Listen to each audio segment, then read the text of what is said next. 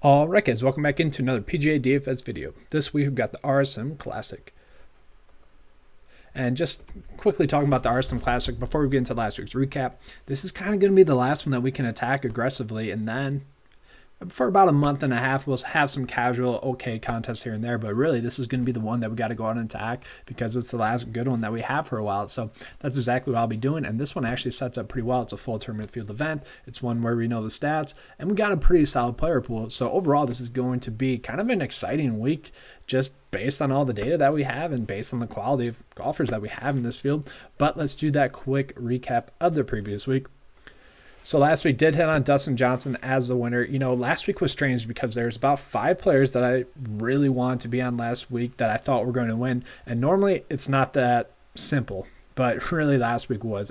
It's been like about a year since I've really had that strong inclination that like one of those 5 players were going to win. And we saw DJ just absolutely run with it and dominate. DJ was the second rated player in my player pool. It went Rom, DJ, and then WEBB, Finau, Bubba. Bubba really choked at the end. It was nice to see WEBB come through last week. Xander, Hideki, Day, Sebastian Munoz that I liked a ton. And then actually, unfortunately, I got a little bit lower on Cameron Smith and Abraham Answer as the week went on.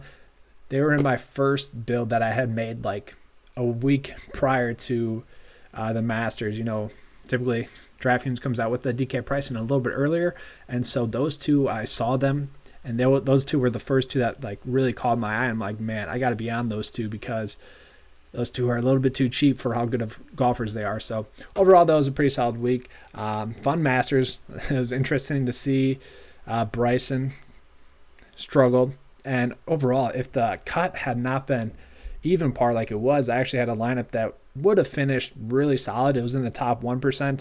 Didn't have a cut sweat at all on Saturday morning. Yes, Saturday morning, not Friday night, which was a whole another interesting thing as well. But overall, really fun Masters. But let's get into the picks for the RSM Classic. So just talking about the RSM Classic, once again, this is a course where driving accuracy typically does matter, as well as strokes gained putting. You typically don't need to hit greens in regulation too much because these are huge greens, and that's why we need to look at, you know, strokes gained putting, because typically speaking, you know, if you're hitting your ball into a green, you need to be a good putter to kind of avoid those 3-putts. So maybe if you guys want to look at 3-putt avoidance rather than strokes gained putting or total putting, you could do that. I'm going to be looking at total putting this week, though. Strokes gained approach is kind of a keyer stat, but if you guys want to look at proximity instead, you could easily do that. And then this is kind of a scorer's course. So we're going to be looking at birdie to bogey ratio. We're going to be looking at strokes gained differential as well. So overall, this is a week that I kind of like. We have seen which players kind of go out and play well typically at this golf course. So some of the players that did pop stat fit wise, James HAHN was actually a top stat fit, and that kind of just echoes 2 things. 1, he's been playing some easier tournaments, but 2, he's playing phenomenal golf, and then there really aren't any real surprises after that for the top stat fits. And then just talk about course history. Alex Noren, Will Gordon, and Matthew Naismith, they both only, or all 3 of those guys only have 1 start at this course, but they're all top 15 finishes. And then Austin Cook, previous winner. Webb Simpson obviously has some good course history here as well. Recent form-wise, Webb Simpson, Joaquin Neiman, Russell Henley, not shocking there.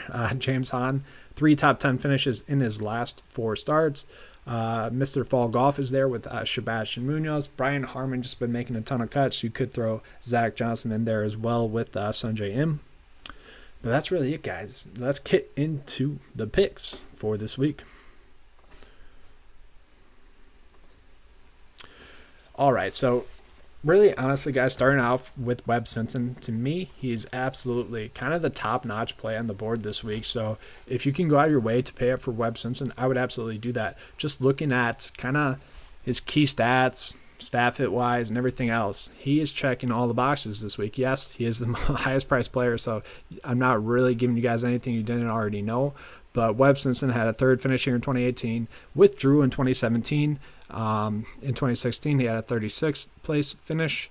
And then just looking at stats, 6th in strokes gained total, 5th in total putting, 42nd in birdie to bogey ratio, 10th in driving accuracy, and 10th in strokes gained differential.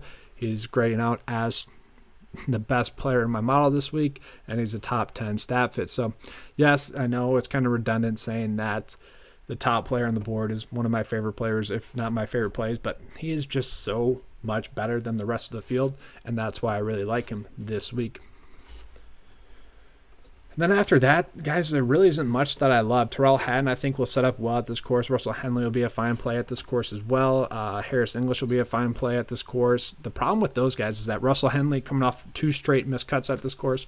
Harris English has missed the cut 3 out of 4 times at this course, and his best finish in the 4-year stretch was a 46th place finish. And then really the rest of the guys don't have course history, or it's not that good. Joaquin Niemann, his best finish here was a 65th place finish, and maybe we just go with Mr. Fall Golf, Sebastian Munoz, Sebastian Munoz had a 3rd place finish here last year, missed the cut before that. So really, there's not that good of course history, as you guys probably saw in the course history slide. But Sebastian Munoz has been playing some excellent golf. It was unfortunate that he kind of struggled on Sunday. Would have been a pretty solid week had he not choked kind of at the Masters there on Sunday, but still can't complain. He was a value play last week, got a T19. Overall, he's a solid stat fit as well. Top 25 stat fit, ranks out 10th in my model this week, so I really do like Sebastian Munoz as a play overall. I just wish that, we had a little bit more course history, and I wish we weren't paying up this much for him this week. After that, Corey Connors does make some sense. He has been in some great recent form. Hasn't missed a cut here in the last 4 years. Only has 2 starts, though, with a 23rd and a 37th place finish. He is a top 25 stat fit as well. Ranks 15th in my model this week, so I don't mind him. Then we're going to go down to Brian freaking Harman, which is pretty shocking to me, actually. 8.5 does seem a little bit rich to pay for Brian Harman, but to me, it's the right play. Solid recent form. It's been a while since he hasn't finished T40 or better. Just been playing great golf. Has good course history here as well. T14, T32, T4, and then a missed cut. He isn't the best stat fit. He only ranks 28th this week in my model, or in my stat fit ranking. And then model-wise, he actually does rank out a little bit better just because he is somewhat checking all the boxes. He's top 30 in the stat ranking. Has great recent form, has good course history. So, Brian Harman at this price point, just given the field this week, it does make a ton of sense. So I'll end up playing him probably a decent amount because it's quote-unquote safe. And then after that, we'll move down and go a little bit lower here. Down to Doc Redman. So Doc Redman is a pretty interesting play. The guy is so hit or miss, so we can't play him in cash. We kind of know that. That's just how it goes with Doc Redman. But he's a guy where he's a great stat fit. Top 50 in total driving ball striking. Really the only stat that he's bad at is total putting, where he ranks 100th. Everything else is pretty much top 50, and that's why he's a top 12 stat fit. He had a 23rd place finish here last year. Overall, this should be a course that Doc Redman dominates. And although I don't think you can play him in cash, he makes a ton of sense in GPPs this week. Then I will bring up Zach Johnson here, still in the mid-tier price point range. It's been kind of rough, but he's been making it work. And this is a course where he's had some okay success. 61st place finish here last year, kind of a down year for him last year. And then he had 2 top 10 finishes with a 7th and 8th place finish. He's another guy where he's not the best overall stat fit, but when you break it down, he is a strong total putter, top 25 in that, and he's strong in strokes gain approach, top 25 in that, and overall top 54 in strokes gain differential. He's a guy where this is a course that sets up well for him. He's been making a ton of cuts. You're not going to feel good about it, but overall, for a guy that should make a cut at this price point in this field, I do like it a decent amount. And then we're going to go down to Sam Burns. So Sam Burns is going to be a great play this week, I think.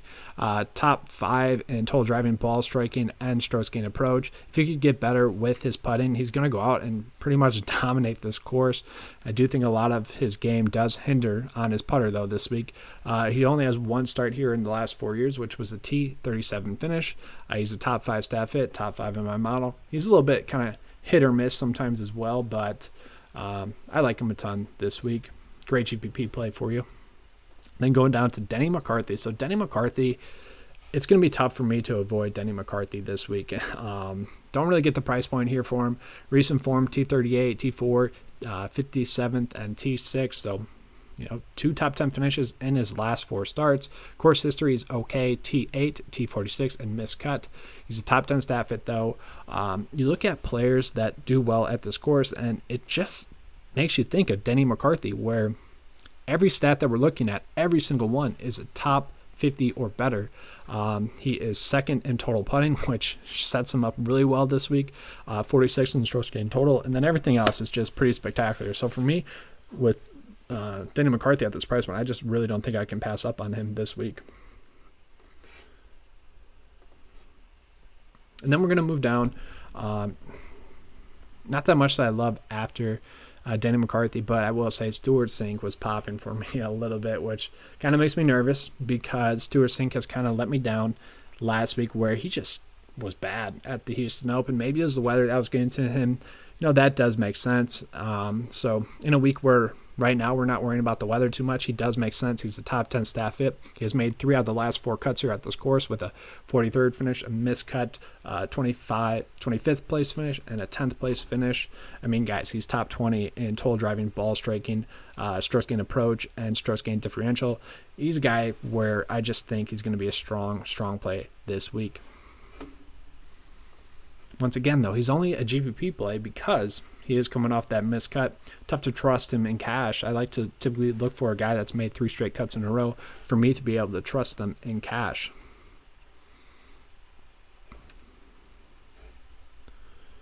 Then we'll go down and get into kind of almost the value tier. Will Gordon's a guy that is casually popping for me. Nothing that I love too much. I don't want to go crazy with this for Will Gordon, but he did have a 10th place finish here last year. He's made 3 out of his last 4 cuts, and he's a guy where it seemed like he was going to put it all together in the middle of the year last year, and then he had some miscuts in a row. Maybe his game's finally starting to bounce back. It seems like he's trending in the right direction. So at this price point, I don't mind him, but we got to talk about freaking James HAHN here at this price point. So the guy has made 3 top 10 finishes in his last 4 starts. Didn't have it all going at the Houston Open, but was still able to make the cut. He's the best stat fit in the field this week.